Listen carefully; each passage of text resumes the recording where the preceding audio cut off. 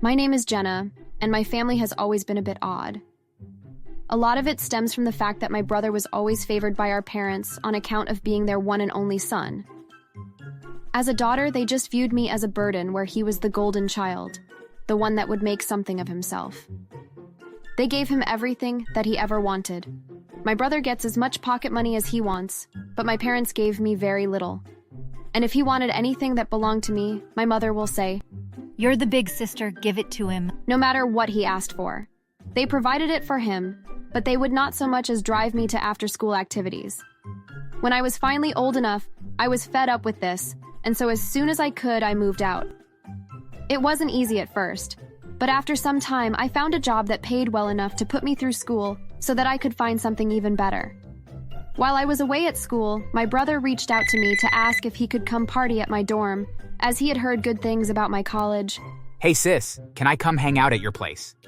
I hear the college chicks at your school are super hot and easy. I don't know why I was so surprised that he was such a chauvinistic jerk. I had always known that he was a complete pig, but I had hoped that he would change as he got older. Boy, was I wrong.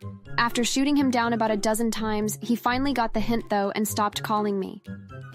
Once I graduated from college, I spent a few months looking for a full-time job and was successful in finding one that paid double what I had already been making. And with that much income, I decided that it was a great time to get my own place, and I found a great apartment in a high-rise building that overlooked the city. Despite being a massive building, many of the residents were very close and would often socialize together. At first, I felt reluctant to join in, but they were such nice people and they won me over, and I began to spend a lot of time with my neighbors. Not long after I moved in. My brother began to ask about coming over. I knew that he wanted to use me for my apartment since it was close to downtown and all of the best bars in the city. Hey sis, I'm on my way over. Wait, what do you mean? Travis, it's 2 in the morning. Why would you be coming over now? Well, I'm just down the street from you, and I've had a few too many drinks. Come on, be a cool big sister and let me come over. No. It's too late, and the last time you came over, you got sick all over my kitchen. I'm not cleaning up after you. Why do you have to be so mean? Mom and Dad wouldn't say no. What's wrong with you? At least once a month, he would try to force me to let him stay over. I knew that it was all because our parents had made him so entitled that he figured that whenever he wanted something, that he would get it, and it irritated him that I would tell him no, when no one else in his life ever told him no. After a bit, though, he stopped calling, and I assumed that he had just given up just like he had when I was in college, which made me breathe a sigh of relief. That is, until my neighbor started asking about my new boyfriend. This caught me completely off guard as I wasn't dating anyone, nor had I been on a date in months. Hey Jenna, that new boyfriend of yours is very cute. Where did you two meet? I'm not sure what you mean. I don't have a boyfriend. Oh, come on now. It's okay. You're an adult and you're allowed to see people. I mean, who else did I see entering and leaving your apartment then? That set off a lot of alarm bells. Plus, they weren't the only ones to have seen a strange man entering my apartment while I wasn't there. I did tend to work long hours and sometimes came home very late. The idea that someone was going in and out of my place without my knowing made me very concerned, although I couldn't find any evidence of people doing so. None of my things were missing, and everything was just as I thought I had left it. Whoever it was, they were being very careful, that is until my neighbor approached me again. Hey Jenna, this is a bit awkward, but I can hear you through the wall that we share. Would you mind trying to be a bit quieter when you're having your boyfriend over for, intimate time? I was so embarrassed. Not only because I had no idea what they were talking about, but also because now whoever this stranger was, they were having sex with someone in my apartment as well. Sure enough, when I searched my apartment again, this time I found discarded condom wrappers in my garbage can.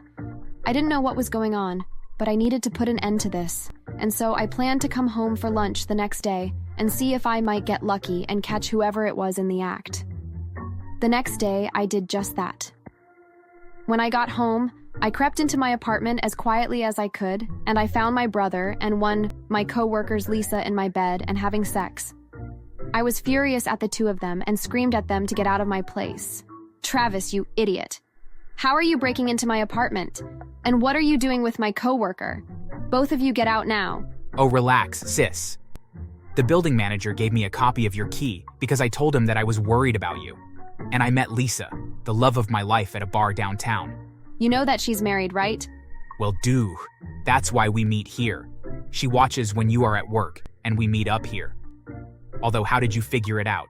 Well, you left condom wrappers in the garbage. Since I know I didn't use them, I figured that someone was breaking in and using them. Oh, what a drag. Shame you found those. Since Lisa is on the pill, we stopped using them. I never said I was on the pill. Wait a minute, when did you stop using condoms? The look of shock on Lisa's face almost made me feel sympathy for her. But I was beyond that. I grabbed my brother by the ear and demanded that he give me the key that he had inappropriately acquired, or else I wouldn't let go. Then I kicked them both out of my apartment. All I could see was red, and so I went online and found Lisa's social media accounts and went through them.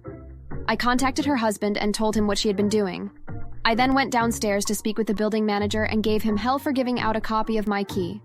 He was so sorry that he promised that I didn't have to pay my rental fee for the next 3 months, and that he would only ever make a copy of any keys with the tenant's knowledge and consent. It wasn't a perfect solution, but it was the best that I could get considering everything that had happened. The next day when I went to work, I noticed that Lisa wasn't in the office, and so I asked where she was. Some of my coworkers told me that she was taking a leave of absence because her marriage was falling apart.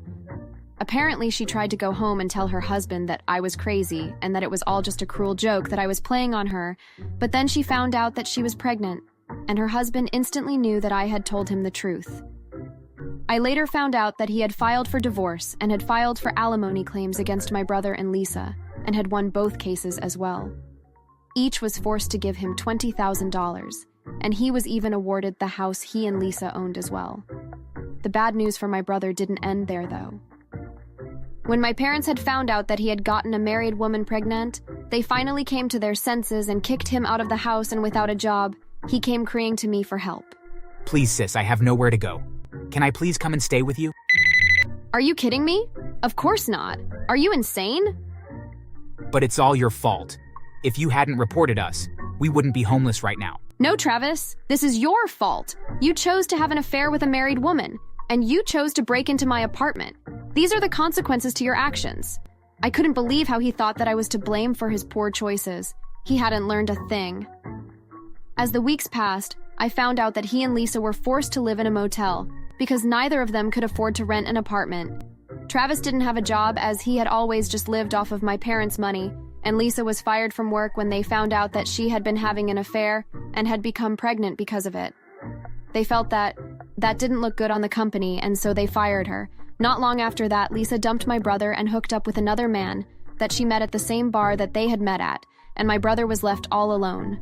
He did end up finding a job at a restaurant washing dishes. It isn't a very high-paying job, and the few times that I've seen him since then, I can tell that he is depressed. After all, he was living the life of luxury on my parents' money, and he threw that all away because of a stupid mistake. As far as I know, Lisa won't even let him see his child, and the courts refuse to let him have custody or even have the right to see his son. It's tragic, but sometimes if you play stupid games like Travis did, then you can lose it all. Thanks for watching.